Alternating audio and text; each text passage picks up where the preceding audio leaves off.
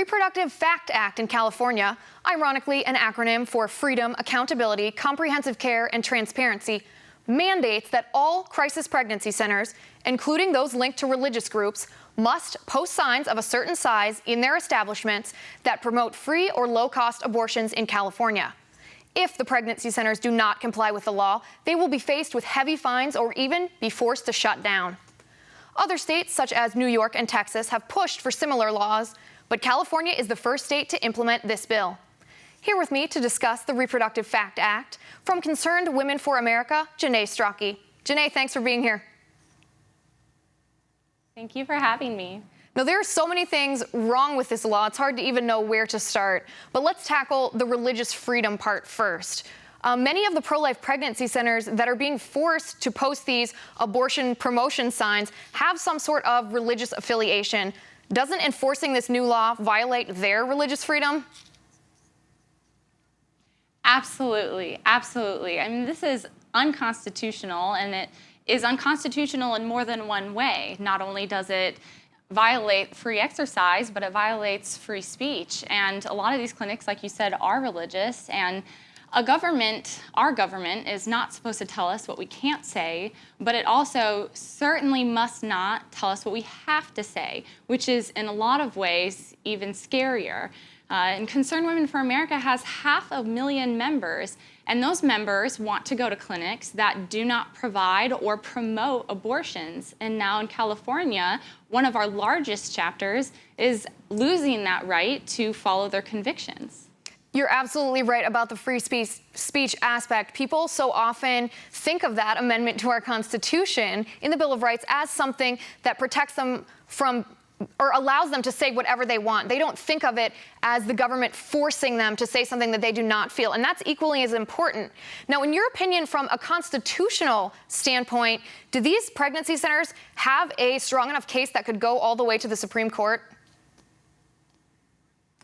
Absolutely. I am confident that this will be struck down. There are actually similar bills across the country that have been struck down for the very same reason, and I'm confident that this one will as well. There are several clinics that are suing, and several organizations as well that have already filed lawsuits and are taking this to the courts, and it's simply unconstitutional, so I'm very confident that this will be struck down.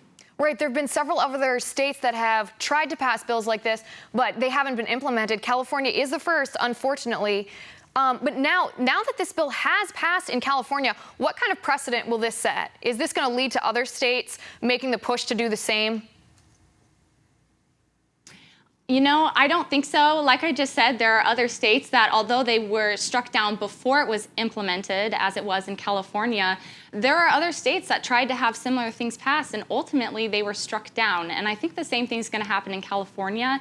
And that's why I believe that hopefully the opposite will happen. We're not discouraged by this at all. I think this is going to open the eyes to the American people. And like I said, one of our largest chapters is in California. We've got chapters all across America, and Concerned Women for America is fighting very hard to educate people on these freedoms that are trying to be taken away from us. So I think that this being implemented in California can actually be turned around, and because of grassroots, the word's going to get out and people aren't happy about it. And if anybody wants to get involved, there are so many opportunities to do that. And Concerned Women for America being one of them, you can find all of that information at concernedwomen.org. I appreciate so much what you guys are doing. You talk about enlivening the grassroots or having people take action themselves to try to overturn this. What's your end goal here? Is it a referendum? Are you lobbying the state assembly to retract the bill? How do you plan to go about undoing what's already been done?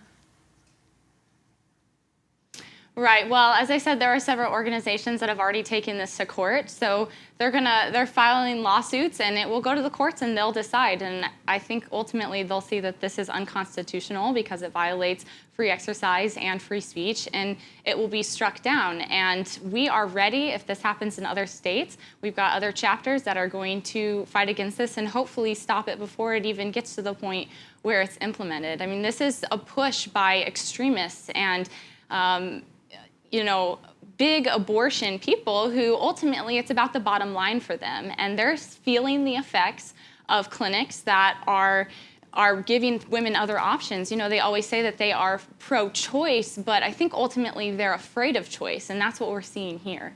They're only about choice if it's the same choice that they want you to make.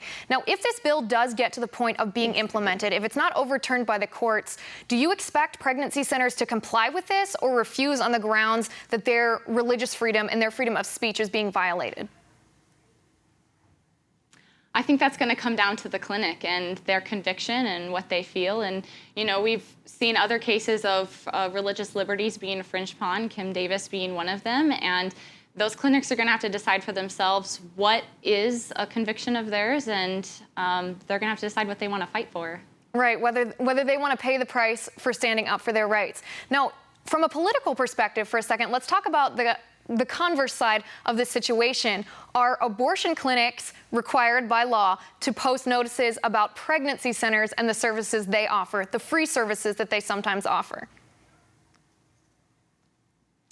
You know, I can't speak specifically to that to know whether that is something that they're all being forced to do, but as far as I'm aware, that is not something that they are forced to do.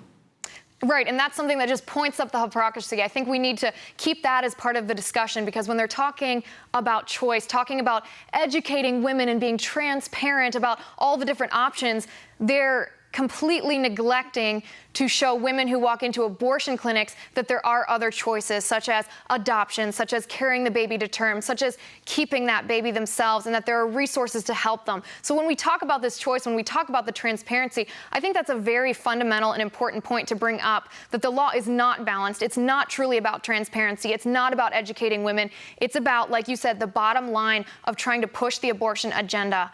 As this story continues to unfold, I hope you'll come back. Janae, I appreciate you being on with me today.